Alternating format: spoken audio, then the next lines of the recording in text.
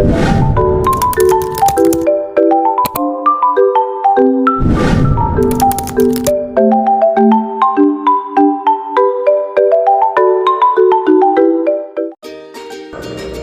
teman-teman, perkenalkan nama saya Dina Tanu, kelas C semester 4. Di sini saya akan melengkapi tugas saya dengan membuat video pembelajaran tentang Yesus membangkitkan Lazarus dan kisah Yunus di perut ikan.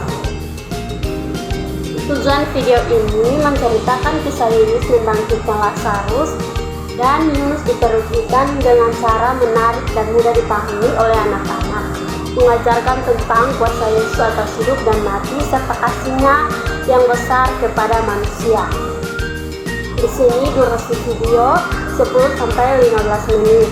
Target penonton untuk anak-anak sekolah minggu dan keluarga. Baik, kita akan masuk dalam tema yang pertama, yaitu Yesus membangkitkan Lazarus. Pada suatu hari di kota Betania ada 3 orang bersaudara, yaitu Maria, Marta, dan Lazarus. Yesus sedang makan bersama Marta, Maria, dan Lazarus. Seorang bernama Lazarus tinggal bersama adik-adiknya Maria. Yesus mengasihi Lazarus adiknya dan mereka mengasihi Yesus.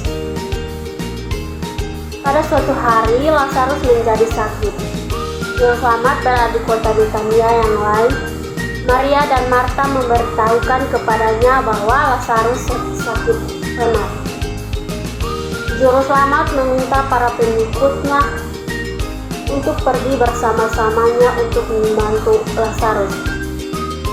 Para pengikut takut untuk pergi ke Betania. Yesus pergi, ia berhampir di Yerusalem. Beberapa orang di Yerusalem ingin membunuh Yesus. Yesus memberitahukan para pengikutnya bahwa Lazarus telah mati. Ia berfirman bahwa Dia akan membangkitkannya dari kematian. Yesus akan membantu para pengikut tahu bahwa Yesus adalah Juru Selamat. Yesus ke Betania. Ketika tiba di situ, Lazarus telah mati untuk 4 hari lamanya. Marta memberitahu Yesus bahwa Lazarus akan hidup jika Dia datang lebih awal.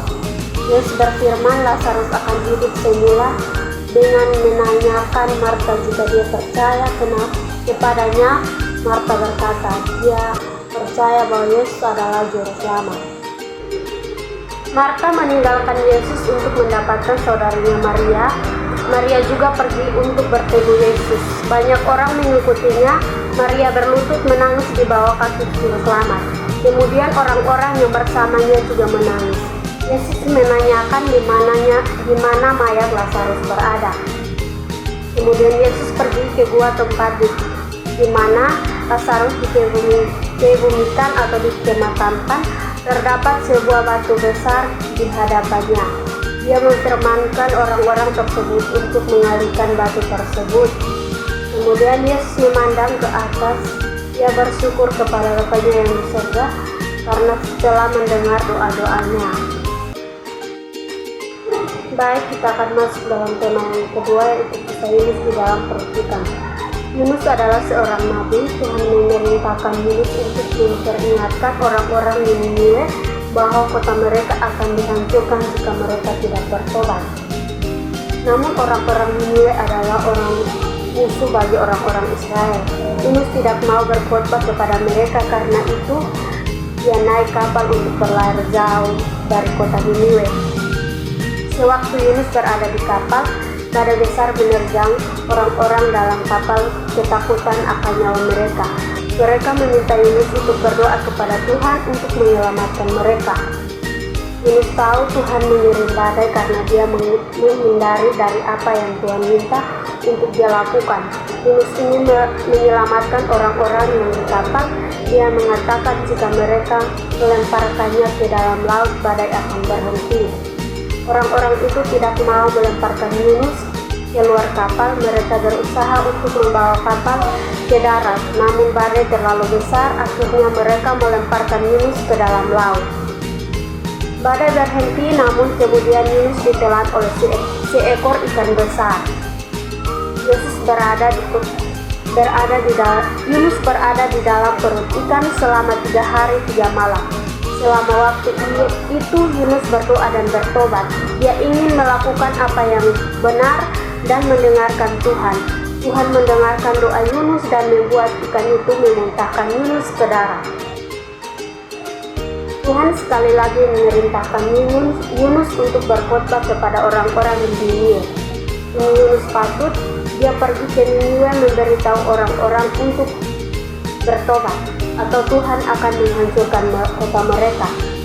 Raja dan rakyat bertobat namun dan mengampuni mereka dan tidak menghancurkan Niniwe. Namun Yesus kecewa karena orang-orang tidak dihancurkan. Dia tidak berpikir mereka patut diampuni. Untuk mengajari Yunus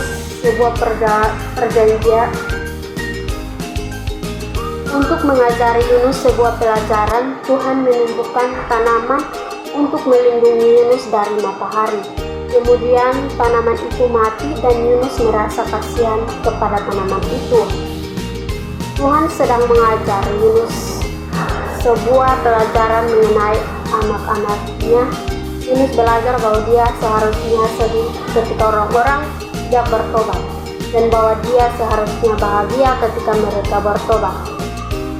Baik, sekian dari saya. Terima kasih. Ciao.